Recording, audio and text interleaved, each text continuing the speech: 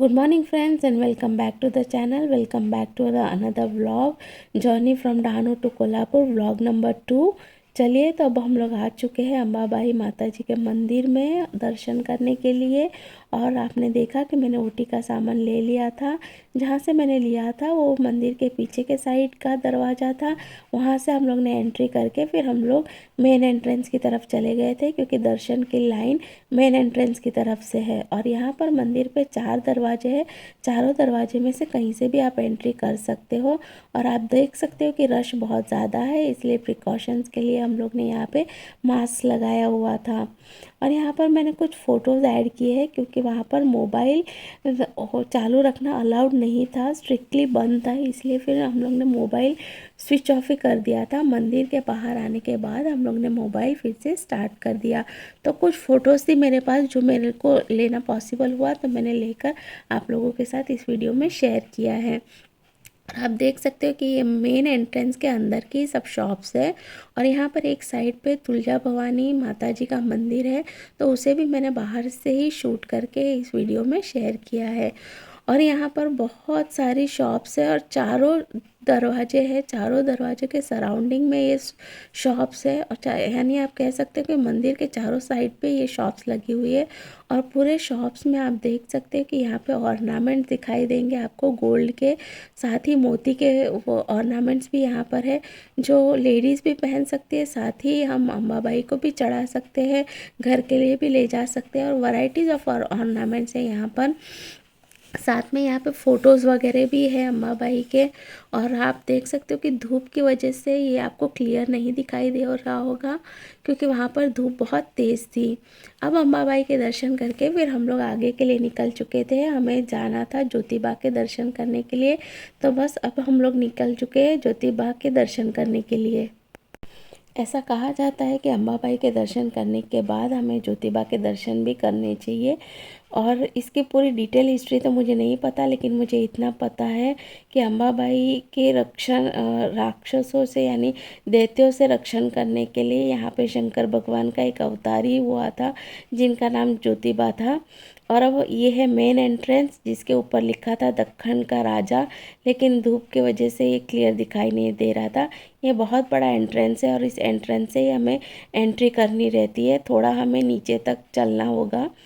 और जैसे आप देख सकते हो कि जैसे हम लोग ने एंट्री की, तो यहाँ पे दोनों साइड पे शॉप्स स्टार्ट हो चुके थे। और स्टार्टिंग के शॉप्स में यहाँ पे टॉयज़ थे। यानी इन सब टॉयज़ को देखकर रियांश तो बस मुझे दर्शन नहीं कर रहे हैं, मुझे टॉयज़ ही टॉयज़ चाहिए। और सभी छोटे बच्चों का यही रहता है कि जैसे कि टॉयज़ दिखाई दिए तो पहले हमें टॉयज़ दिलाओ, फिर हम आगे जाएंगे करके।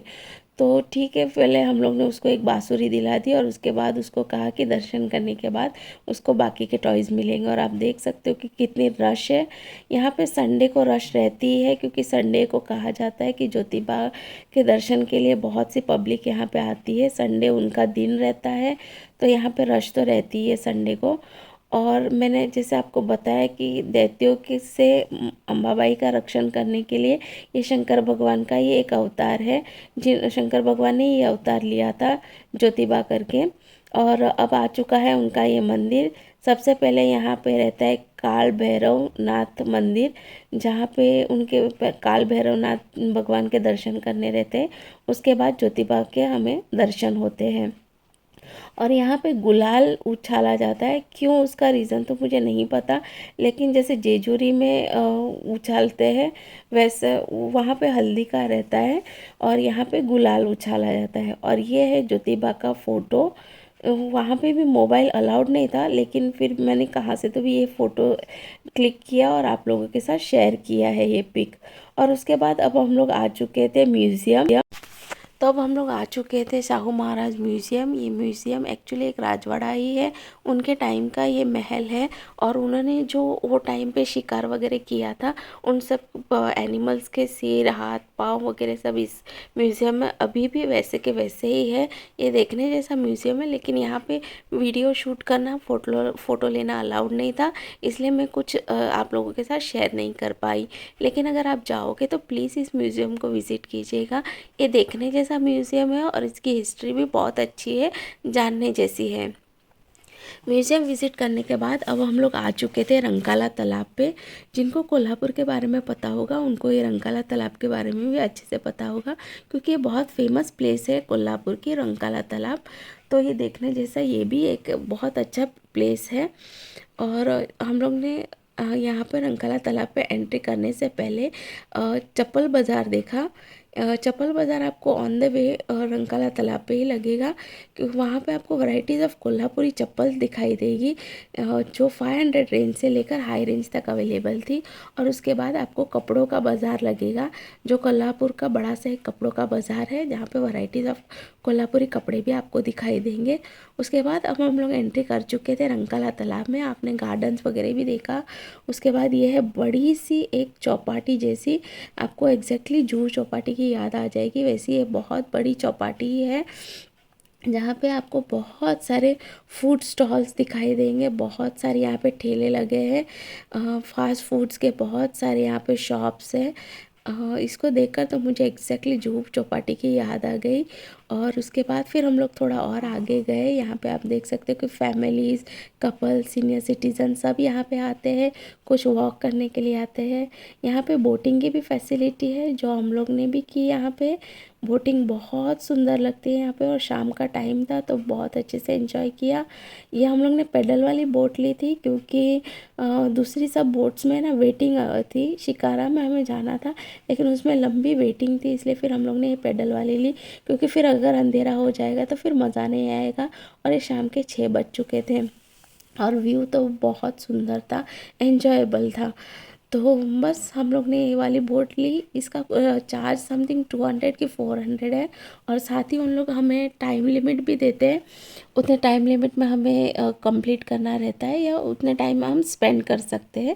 लेकिन कितना था वो मुझे एग्जैक्टली याद नहीं, क्योंकि टिकट लेने के लिए मेरे हस्बैंड गए थे, इसलिए मुझे ज़्यादा इसका डिटेल पता नहीं है। लेकिन हाँ, बोटिंग हम में से सबसे ज़्यादा अगर किसी ने एंजॉय किया होगा तो वो है रियांश ने, क्योंकि रियांश की बहुत इच्छा थी बोटिंग की, जो उसने यहाँ पे फुलफ़िल की, और बहुत मज़ा आया। उसका ध्यान दूसरी बोट पे भी उतना ही था। और सच में ये एन्जॉयबल मोमेंट है। अगर कभी आप गए तो आप बोटिंग का मज़ा ज़रूर लीजिएगा, और रंकाला तालाब को विज़िट ज़रूर कीजिएगा। बस अब तालाब से हम लोग बाहर निकल चुके थे, और उसके बाद यहाँ पर ये एक महल है, जो कहा जाता है कि किसी रानी का महल था, किसका तो मुझे पता नहीं है, लेकिन हाँ, रानी का महल कहा जाता था, जो अभी बंद पड़ा हुआ है। उसके बाद यहाँ पे एक फ़ोटो शूट करने के लिए सेल्फ़ी पॉइंट जैसा बनाया है, अम्मी कोल्हापुरी करके लिखा है, जहाँ पे आप सेल्फ़ी ले सकते हैं। उसके बाद अब हमें बाहर निकलना था, मेन रोड पे आना था, जो हमें इस खाऊ गली से ही निकलना था। तो हम लोग ने निकलते समय यहाँ पर चाट को एंजॉय कर लिया।